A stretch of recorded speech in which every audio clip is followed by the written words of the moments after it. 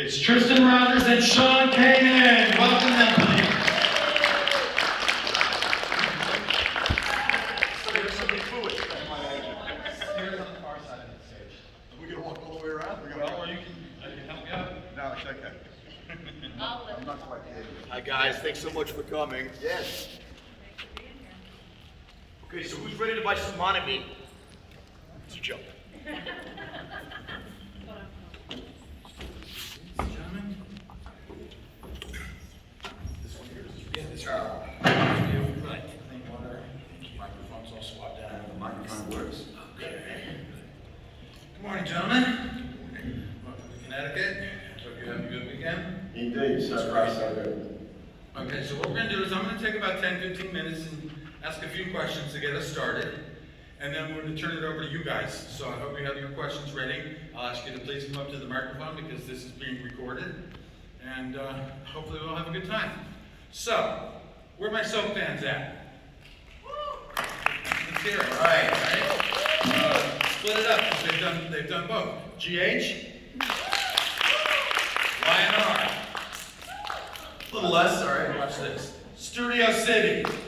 Oh, wait, I thought you might like that. Great. Okay, so we're good. We should get questions on all three. I'm going to start with you, Sean. Your last stint on GH was the tragic ending of AJ Quartermain, who's been shot and is probably dead for real. Well, I'm in the face, I'll do that too. But it is soap, so you never know who's coming back and who's not. Right. Can you talk about your two characters that you played? You played AJ, you played Deacon on YNR. Compare and contrast? Sure. So I joined the cast of General Hospital in 1992 to assume the role of AJ Quartermain, who had previously been played by a couple of actors, some as adults and some as little kids. And I screen tested for the role because Steve Burton, who played Jason Quartermain, he and I were very good friends, and we had a really kind of uncanny resemblance. And they were looking for his new brother, and I was the only guy that screen tested, so I knew if I didn't get the part, it was just I was really bad. But luckily, I got it, and it was, it was a terrific experience to join a show that has such an amazing, rich history. I mean, General Hospital is a part of the television tapestry of America, and it was a great experience for the most part.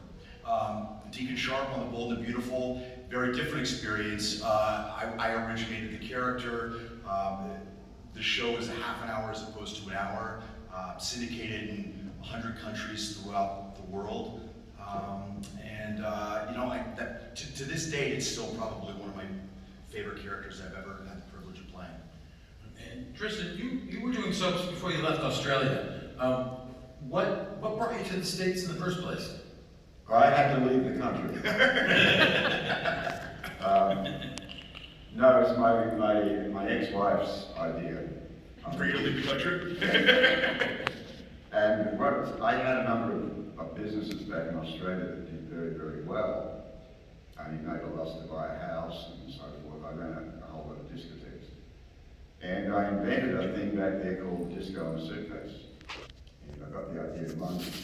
Basically, it was two turntables with an amplifier in a box that you lifted up, and with a couple of speakers, and lo and behold, you were a discotheque. I sold 100 or more of these things for an outrageous amount of money. Profit margin was like 1,000%. It was a cash cow. So, and then we decided we were going to build a guitar amplifier, the best in Australia. The one thing we didn't take into account was that no musos have got money. So we sank a fortune into this thing, and we couldn't give it away in the end because nobody could afford it. So at which point my wife said, I think it's time to get out of the country for a while and go somewhere else. Let's go to the US. She spent a little time here. And so we came over here in '79, and I started to work as a model for a while. And then this agency, they decided to get involved in the theatrical side of the business. So they said, would you like us to represent you? Given the fact that nobody would touch me anyway at that point, it was a great offer. So the second show I go up for is a show called General Hospital, and it's hotter than a brick at this particular point. It was 1980, the show had just finished, I think, The Left-Handed Boy, and they were steaming hot. I had no idea what that meant at this particular point. So this was Scorpio was a 2-day roll, and they wanted an East African. And I said, do they know what an East African is? And my agent said, no. I said, do they know what an East African sounds like? No.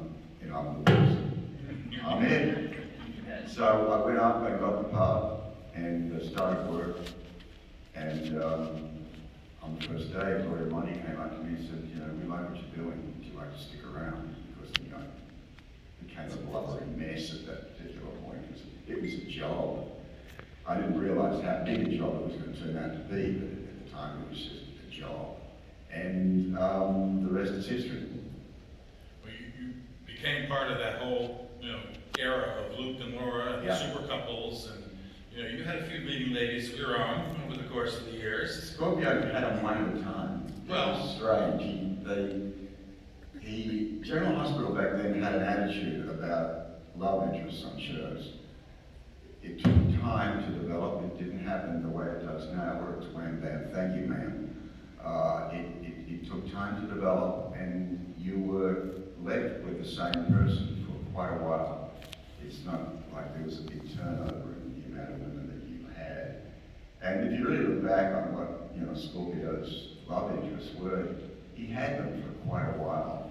He didn't sort of like have one and then go, oh, this one over here is kind of nice too, and what about that one down there? Yeah, she's okay again.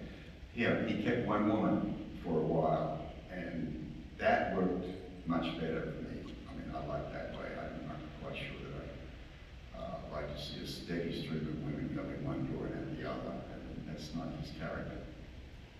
Are you looking forward to picking up that plot thread of Emma Samms being locked up in a room all by herself staring up at a camera? I've been saying to them for quite a while, this relationship needs resolution, because it was just left standing and hanging, and nobody really knows. She was supposedly dead, and then she came back, and then she disappeared, and so I said, this is a significant piece of history here.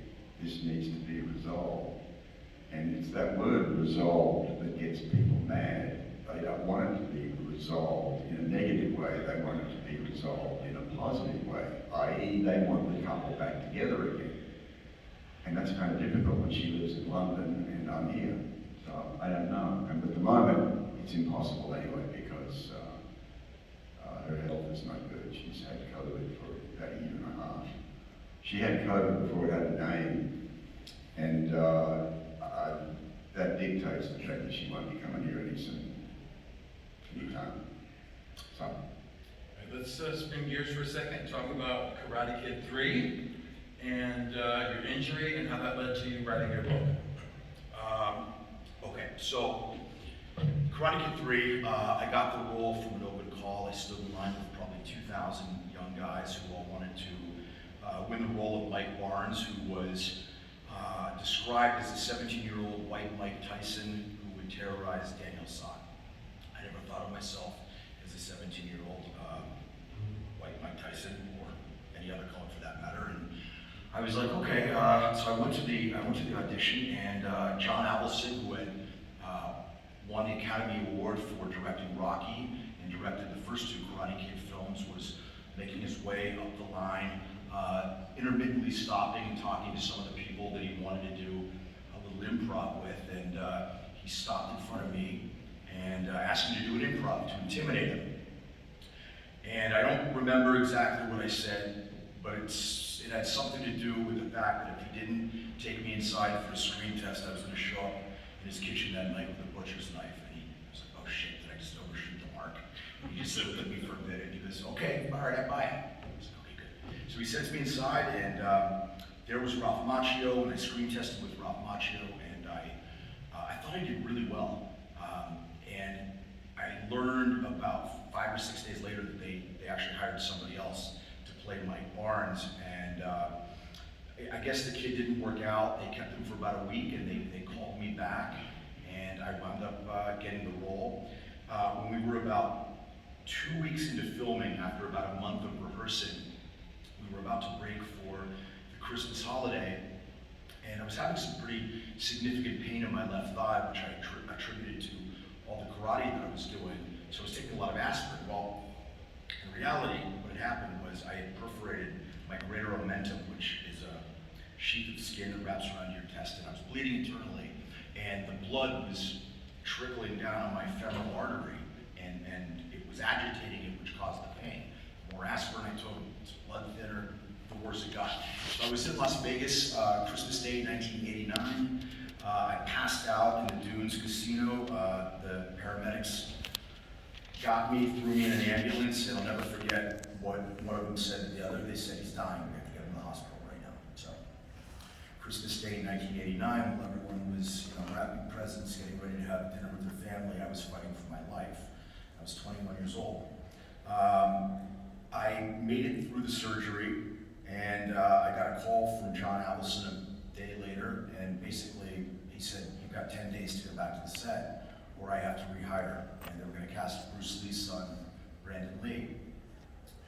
And so I was pretty crushed. I had worked so hard to get this role, but very quickly, that feeling of being crushed gave way to a feeling of being very pissed off. I was very angry at the situation. And I decided that I was going to stay in this movie come hell or high water. So I got out of bed the first day, and I could walk to the bathroom. And the next day, I got outside of my room, and I could walk around the entire hospital hallway. And the day after that, I could walk around 3 or 4 times. Long story short, after about 5 days, I had them dismiss me against medical advice. I had about a 14-inch scar on my abdomen with staples going down it. And they decided, okay, they were going to keep me in the film because they had just enough of me on camera, filmed, but they were going to get a stuntman to do all of my martial arts. And that was really difficult for me because I trained in martial arts for years, and in addition to that, I had learned all the choreography. And so the producers put me with a guy named Kyle Borland, who was a lineman for the LA Rams, and he was going to train me, try and get me back in shape. And it was the same deal, the first day I could do, 10 sit-ups, and then it was 100, and then it was 500. I wound up doing every one of my own martial arts stunts in the film. There was one stunt I would not do. For those of you familiar with the movie, there's a scene where the bad guys get in a convertible and they're doing donuts, and then they go across the train tracks just as a speeding train comes by and narrowly misses them. And I said, I'm not going to be doing that. I didn't cheat death just to get taken out by a train. But I talk a lot about this in my book, how in retrospect that was one of the best experiences that ever happened to me. I wouldn't change it for anything. At a very young age, when I think most young men and women feel like you're invulnerable, I was faced with my own mortality. And at least in that moment, at that time, I was able to kind of reveal a little about my character, and I was able to dig deep and, kind of overcome it. And so for that reason, the film is very, very special to me. Excellent. Tristan, tell us a little bit about your experiences working for Disney on The Rescuers Down Under. I got to finally see that for the very first time last night, and I loved it. I found it was charming. There was nothing that's dated or politically incorrect. It's just a fabulous little movie, and I want to hear your stories about your experiences making it. Well, it started out as just a regular interview, and I turned up to this place somewhere in Burbank, and I walked into a room, and there must have been at least 40 people in there, and I wasn't used to auditioning in front of that many people, so they gave me the copy like 5 minutes before I walked in there, and I'm doing the copy, and they said, let's do it again. So I did it twice, and then finally I said again, I said, hold it. I said, this character wouldn't say this dialogue in these circumstances. Who wrote this? So the guy stands up rather sheepishly, and I guess, nobody ever questioned Disney writers before. So this guy, somebody in the room says, okay, well, how would he react? So I said, do you mind if I change a few things? I said, go ahead. So I changed a lot of stuff, did the reading again, and they said, thank you very much. And as I walked out of the room, I said, well, I can forget about that job. So about a year later, I get a call from my agent saying, you got the job? I'm going, what job? Yeah, the Disney movie. What Disney movie? And when you did a year ago. Well, who the hell remembers what you did a year ago, for Christ's sake? Well, you've got it, you start in 7 days. So I turned up to the Disney lot and went into a studio there. And all around the wall were pasted these drawings of Jake in various different positions and doing various different things. So we did a run through, then we did it again, and they said, thanks very much. And I said, what? That's it? Yeah, that's it. Go on. Okay. 3 days later, I get another call. Come back and do it again. Okay, so I did it again. Thanks very much. What? Yeah, go on. So this goes on for a month, and I guess I did it about 8 or 9 times. And finally I said, okay, look, is there something wrong here? And they said, well, we're not kind of getting what we want. I said, all right, let us break this down. And this is the way I used to work for commercials. I would have them break it down into sentences. I said, we'll take this sentence here and I'll give you 3 different reads. And you tell me the one which is closest to what you want, and then we'll take that and we'll work on modifying it. I said, okay. So I'm there for about 2 hours. I guess I chalked out about maybe 200 or 300 different reads. And this went on for months. Finally I said, is there something wrong here? And I said, well, there's good news and there's bad news. I said, let me have the good news. You give us a lot of stuff to work with. I said, what's the bad news? You give us a lot of stuff to work with. And they said, we're not used to this. Because Bob Newhart and Ava Gabor, they would give one read and then leave. And they finished all their stuff.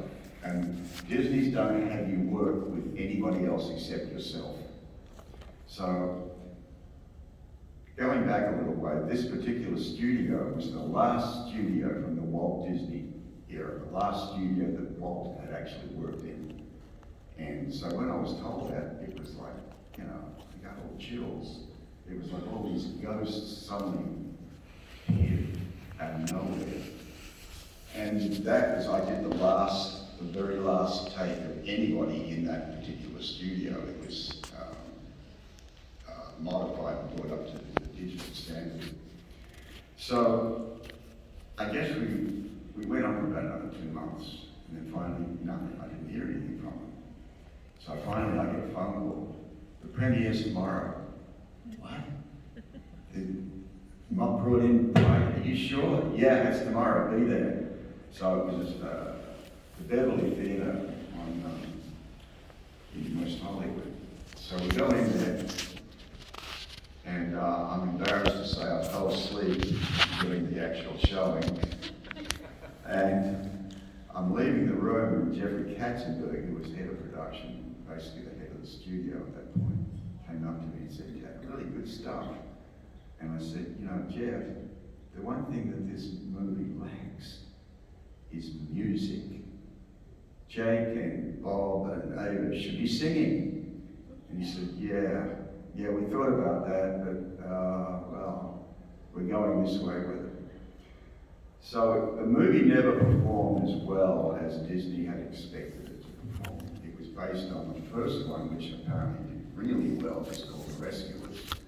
And this didn't work as well. And I ran into Jeffrey Katzenberg like a year later. And he came up to me and said, "You were right." And I said, "That was." He said, "We should have put music in it." Right. There you go. Who wouldn't have paid money to hear Tristan Rogers sing I'm as a mouse? I'm telling you. So during your tenures at General Hospital, you did not overlap much at all. He was joining as I was leaving. Right. I'd been there for 14 years and I'd had enough. I was done. And I tried to leave once before, and Gloria Monty came back on the show and said, I need you here for 6 months. I'm bringing in this whole new character. It's going to be wonderful. It's called Evans. And Tony Geary's playing the role of what's his face, Ed Lecker. And I said, you're shitting me, aren't you? You're going to have the most iconic character in daytime television play somebody else. She said, it's going to be wonderful. Well, of course, it was a huge flop. And halfway through it, they were told, get rid of this thing completely and bring Tony Geary back as Luke Spencer. So they didn't have another storyline. So they turned to Gloria suddenly and said, I've had this wonderful idea. You're going to get married. I said, what? She said, you and Anna are going to get married. I said, wait a minute, you've already been married. It didn't work then. Why do you think it's going to work now? And of course, it didn't work. I really did have enough at that particular point. It was the last thing in the world I wanted to do. So. And your paths didn't cross at all on the CBS No. soaps either. But now, you guys are working together. Yeah. Let's talk about Studio City, its origins, and what's happening with it now and hopefully in the future. Okay. So Studio City is a show I created that's on Amazon Prime right now. And boy, I've been trying to get this project made for a really, really long time in various different incarnations, under different names, and eventually, well, if I'm being really honest, once my wife Michelle came on as one of the producers and writers, it's amazing how quickly it came together. So I'm very fortunate to be sleeping with one of the producers. This has been a baby of mine, and for those of you that haven't seen it, it's primarily about my character, whose name is Sam Stevens, and he is an aging soap star. And you know, when you're on a soap opera and you start to become older on a soap opera, there are a lot of sort of things and baggage that come with that. And you know, they've always said, write what you know, and that's what I've always heard. For better or for worse, I know soap operas. Not as well as this guy, but I know him pretty darn well. And I wanted to show what it was like being a guy that's on a soap opera, because you initially look at this guy and you think, oh, he works with beautiful women, he must be making a lot of money, but and he's not necessarily super likable in the beginning, but as you get to know him, you realize this is just a guy trying to figure it out. You know, he's got family issues, he's got issues with work, he's got all sorts of stuff, and it humanizes him. So I had a very clear idea of the actors that I wanted to work with on the show. And the part that Tristan plays was always for Tristan and only for Tristan. Tristan and I did a play together. We did a Sam Shepard play called True West. And we started talking and we were discussing a lot of things that maybe we would do in the future. When it came time to put Studio City together, I said, if you trust me, I said, we're going to write you a role that is going to show everybody what a terrific actor you are. And it's not going to be Robert Scorpio, and it's not going to be Colin, what's his name. It's going to show who you are as a human being. And I'm extremely grateful that the voters of the Television Academy allowed me to keep that promise and recognize Tristan's brilliant work, awarding him the Emmy for Outstanding Lead Actor. So for those of you that haven't seen it, please watch it. Tristan is brilliant in it. It is a bit of a family affair. My wife Michelle is one of the producers, one of the head writers. Michelle's daughter, my stepdaughter Juliet, plays my daughter in it. And all the actors I've worked with before, we're all friends. We all have kind of a nice shorthand together. And the first 6 shows that we did were nominated for 8 Emmys, and we won 1, thanks to Tristan. And then the second series of 5 shows that we did that completed season 1, I believe we were nominated for like another 10 or something, and we won 3 actually. We won best show in our category, we won outstanding lighting, which was really great because we competed against the big shows. You know, we're like this little engine that has no money and no resources, and we beat General Hospital and Bold and Beautiful and Young and the Restless, which that was kind of sweet. And what else did we? I think we won like 3 or 4, and we got a bunch of acting nominations. So please, if you haven't seen it, we're building our audience, and we are looking forward to a season 2 that is going to hopefully be bigger and better than season 1. And season 2 is kind of on hold because of COVID. Well, no, it's actually not on hold. You know, we completed 5 episodes during COVID, which was a Herculean task. It posed some very significant logistical obstacles, and in the middle of us doing it, we had to work with what we call a skeleton crew, which means the amount of crew that you're using is significantly pared down. You know, masks, distancing. I mean, obviously stuff that's not ideal for filming. And in the midst of that, we get a call from Spectrum Television, and they said, we want to do a story on your show about COVID protocol. So in the midst of it, we basically had the press snooping around to make sure that we were adhering to everything, and that being said, we were able to accomplish it. So no, it's not going to hold us back. We are going to do a season 2 that is going to be bigger and better, and I look forward to bringing it to all. Okay, and Tristan, let's talk about your role in Studio City. Did the boss man keep all his promises that he made to you? Pretty much, yeah. I mean, the show to me represented part of the fact that, you know, I had a role to play that I would never be given anywhere else. The show itself was an involvement of what daytime soap can actually be. And one of the problems soap is it's stuck in the mud. It's just repeating what it did the last 20 years, and it needs to move ahead. And our show showed that it can move ahead, that it can evolve, it can be different, it can be better. And that's one of the most important things for Studio City is that, yeah, we're the little engine that could, but we're the little engine that could in a really significant way. There's so many things I can bore you with in terms of the technical side of things, but I won't. But I did a show prior to this called Night Shift, which was a spin-off of General Hospital. And it was a different Robert Scorpio. It was Scorpio with cancer, he was dying, and suddenly he becomes aware of the fact that he's a human and not this machine, which is the way he's been written for a long time. And Studio City brought a lot of those things to life in terms of on the technical side. So I was really proud to be a part of it, for many reasons. Great. It's time to turn it over to the people that pay to get in the door. If you have any questions, please come on up to the microphone and let's hear what your opinions are about storylines or behind the scenes stuff. Who's got a question? Yes, this young lady. Would you please come to the mic? What is your name, please? Hi, I'm Lisa. Lisa, hi. So what's your question?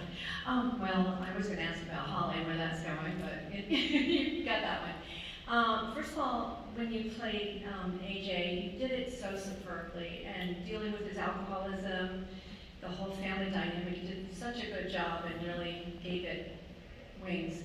And I want to see Robert with someone, you know, I mean, why is he running after Olivia? He really deserves happiness. So are they going to bring him a female? This is one of those questions that you really should direct straight to Frank. Write Frank a letter or an email and tell him exactly what you feel. Right. Leave out nothing, including the 4-letter words. Okay, because you're capable of so much more, and it seems like they're dropping the ball there. Well, that's why I like doing what we're doing. I mean, Have you seen Studio City? No, but I'm going to. I'm We telling do you, have Amazon Prime. When you see Tristan do this, I mean, it's heartbreakingly beautiful and compelling what he does, and I'm glad that they haven't figured it out on General Hospital than we have, because I'm able to keep it for myself. Well, good. I'm looking forward to it, and I'll put it on Facebook, and you Great. know, I'll have some people tuning in just out of curiosity. Thank you. Robert and Olivia you and Lisa Luciero had some really great chemistry during those scenes. And I found myself starting to root for them. It's like, okay, well, let's shake things up a little bit. Because this is the year, every cycle, every like 5-10 years, they'll go through a cycle where they break up all the couples, shuffle them around, and put them all back together. And it's going on, and a lot of it, the fans are wrestling against. But Rolivia had a bit of a following. It had potential, no question about it. I mean, Robert with a much younger woman is an interesting idea that opens up a lot of storylines. But, you know, because something makes sense doesn't necessarily mean that it's going to happen.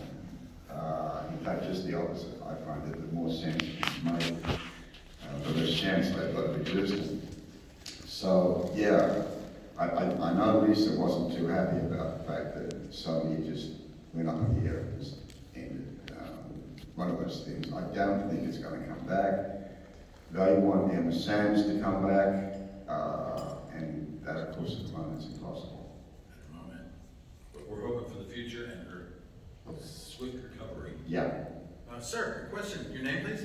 Clinton. My question is I'd just like to learn a little more the day you mentioned films with Elizabeth Taylor. How was that like that day of filming?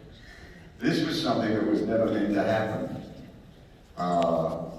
Her agent called up, this was back in 1981, and said, by any chance do you have any position that maybe Elizabeth Taylor could read for? And this sent the entire production crew into a flat. So there was a role, the role of Helena Cassadine, but it wasn't due to happen for 8 months. So all of a sudden, Gloria said, we're bringing it all forward. So in the space of about 3 days, they brought 6 months of storyline forward. There wasn't meant to be a wedding. That wasn't on the cards.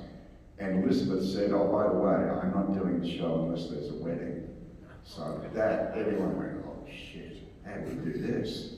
So all of a sudden, out of nowhere, Luke and Laura are getting married. That wasn't due to happen until 1982. And as it turned out, the wedding wasn't going to happen at all, even with her, with Elizabeth Taylor. But straight after they got Luke and Laura married, Jeannie Francis announced, I'm leaving the show and going to CBS to do a primetime soap. Tony then said, oh, well, I want to leave the show and do a couple of movies. And then Gloria said, well, I've got a deal for production in ABC primetime. Suddenly, the whole thing fractured. So, if they hadn't been married, if they didn't get married in 81, there wouldn't have been a marriage at all, and history really would have been significantly changed. That wedding did change the whole game. Totally. But it wouldn't have happened. There's a number of reasons why it didn't. If Elizabeth hadn't called up and said, I'd like to be on the show, they wouldn't have brought everything forward, and there would have been a wedding where there wouldn't have been a wedding. I just had this big epiphany that I'm doing it all wrong. I should be calling shows and just saying, I want to be on the show. There you go. Why did I call for Maverick Top Gun, you know? Hey, I want to be a fighter pilot. Sure, but which operated the plane? Idiot. Okay. That's how it goes. Sir, your name, please? My name is Chuck, and I just want to know, like, how was your experience on Karate Kid 3, working with Ralph, Pat, and everyone, and all the cast, and just how that was in general? A lot of mixed feelings about it. You know, I grew up watching Pat Morita in Happy Days when I was a little kid, so for me he was Arnold before he was Mr. Miyagi. I had been a paying customer for the first 2 films. Karate Kid 2, a year before, I was sitting in the theater, and now about a year later I'm on the back lot filming with them. So it was very surreal for me. I was a young actor, very, very inexperienced in green, so I had to learn a lot of stuff quickly.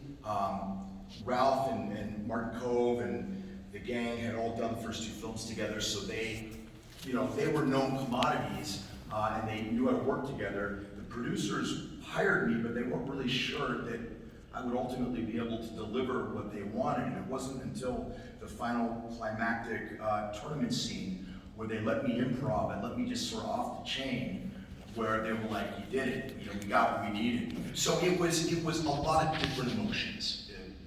And I hate to plug it, but in my book, Way of the Cobra, I talk about the entire experience of how I got the project, how I almost lost it, almost died, and then how the kids stayed in the picture. So, thank you. Thank you, Jack. Hi, what's your name, please? My name is Karen. Hi, Karen. Hi, this is for Tristan. I was wondering if you could write your own script about Robert, how would you write it? Like, how would you change anything if you could write it yourself? Actually, Robert's turned out pretty much the way that I would have liked him. Fortunately, they didn't take the character, and I said this earlier, and put him with a lot of women. They let him kind of be with one woman and let that grow. And where this really comes out, there's a character they brought on, Catherine Delafield, and they actually hired Edie Lehman, who was a concert pianist, just for her hands. They were doing a story where Robert's going out with a concert pianist, and so the actress that they hired couldn't play the piano, so they needed a set of hands. So they brought Edie in, and what would happen is that whenever we had an audition, they would warm them up first with another actor. There was one guy who did nothing except reread all of the people who were going to audition. So he came around to my dressing room and he said, get this woman in the room that I'm reading at the moment. She's coming for the hands, but boy, she's a great looking. And she's not a great reader, but I think there's something about it. You should see her. So he brought her around, and we read the script, and she was not very good. But then again, she was a singer and a piano player, and had never acted before in her life. So I said, and I hated the person that they cast. Didn't like him at all. In fact, I had last say over who my leading ladies were in my contract, and they'd gone and hired her without telling me, so I was pissed. So I said, okay, we're going to do a screen test for you. So I go up to the producer, executive producer, and I said, set up a screen test for Edie Lehman. And he looked at me and said, we talk like that, Well, Trish, we've already cast the role. So I said, set it up. Well, we don't set it up. Okay. So we set up the screen test. I got everybody who was on the show. I said, everybody get to a monitor and look at this woman and tell me that I haven't stuck my neck out too far. So word came back, Tristan, she's not a very good reader, but she's fantastic. She lights up the screen. She's got a personality between the lines. She's great. So I walked up to her and I said, you've got the role. Of course, this hadn't come from the producer, this had come from Tristan. I said, you've got the role. She said, oh my God, what do I do? I said, tell your agent to ring them up, or tell them to ring your agent up. So in the meantime, the producer comes up to me and says, I'm not sure that we can. I said, we can use her. Set it up. Well, I've already got some. I said, I don't give a shit about this other person you hired. Get rid of him. Edie's got the role. So the first day on the set, which was the following weekend, we were shooting on a weekend, they gave her 125 pages of dialogue. And halfway through the day, she burst into tears. And I said, hey, remember today, because there's never going to be another day in your life quite like this. And there never was, and in 6 months' time, everybody took credit for hiring him.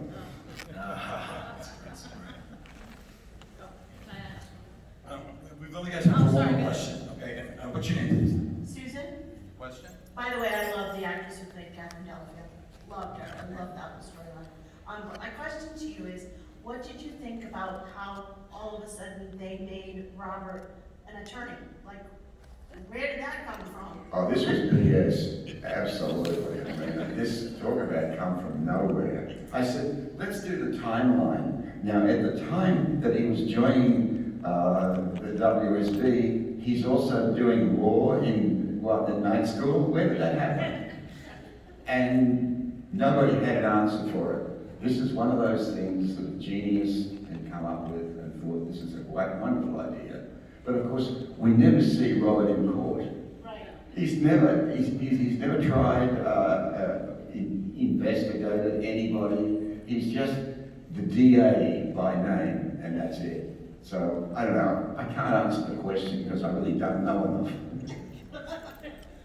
Okay, well, we gotta get ready to wrap it up now. So, what I'd like to invite you to do is, if you guys had your lunch yet, you're going back to your tables, or going to lunch? I'm gonna go back to my table. Okay, so the guys are gonna be back at their tables in the main room, and they've got photos and selfies available, and Sean has got copies of his book. I think it's something you might be interested in reading.